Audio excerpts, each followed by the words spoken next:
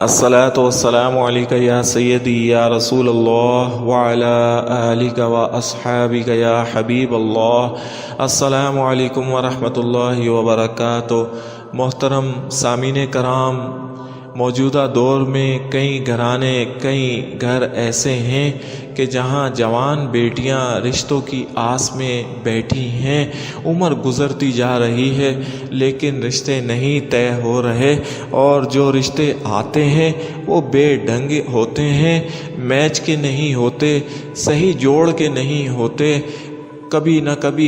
کوئی دنیاوی عیب ان میں نکل آتا ہے، شرعی عذر اس میں آ جاتا ہے، اور یا پھر کوئی اور ایسے مسئلے پیدا ہو جاتے ہیں کہ جس کی وجہ سے رشتہ طے ہوتے ہوتے رہ جاتا ہے، اور سمجھ یہ نہیں آتی کہ یہ کیا ہو رہا ہے، وقت گزرتا جا رہا ہے، اور خاص طور پر لڑکیوں کی عمر جب ایک خاص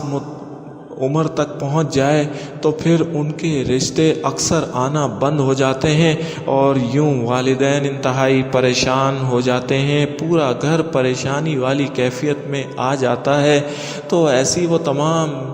بہن بیٹیاں جو رشتوں کی تلاش میں ہیں، آس میں ہیں، چاہتی ہیں کہ اللہ کریم نے جو جوڑ ان کے لیے مقرر کر رکھا ہے وہ جلد از جلد ان تک پہنچ جائے اور رشتہ طے ہو جائے۔ اور ہمارا ایمان ہے کہ اللہ کریم نے کسی جاندار کو بغیر جوڑ کے نہیں پیدا کیا، اس کا جوڑ لازمی ہے، اور جوڑوں کی شکل میں ہی اللہ نے تمام لوگوں کو،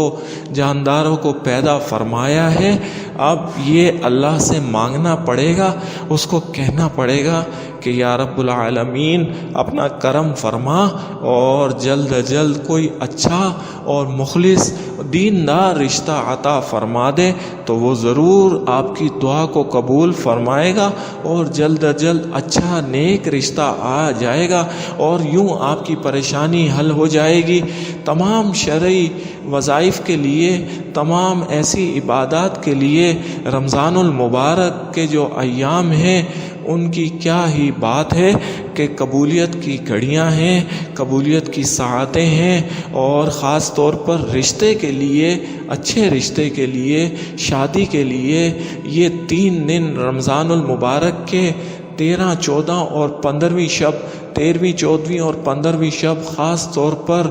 اس کے لیے بہترین تسلیم کی جاتی ہے کہ ان 3 دنوں کی رات میں جب کوئی مانگنے والا رب رحمان اور رحیم سے مانگتا ہے تو وہ اس کو ضرور عطا کیا جاتا ہے۔ خاص طور پر رشتے کے لیے آج ایک بہترین اور مجرب وظیفہ لے کر حاضر ہوا ہوں، اور ایسی تمام بہن بیٹیوں سے، بھائیوں سے درخواست ہے جو رشتے کے لیے بیٹھے ہوئے ہیں، 3 دن یقین کامل کے ساتھ اس وظیفے کو پڑھ لیں، اور پھر اپنے اوپر اللہ کا فضل و کرم دیکھیں، اور اپنی پریشانی ختم ہوتے اپنی آنکھوں سے دیکھیں۔ طریقہ کا نوٹ فرما لیں کہ رمضان کی 13ویں، 14ویں اور 15ویں شب کو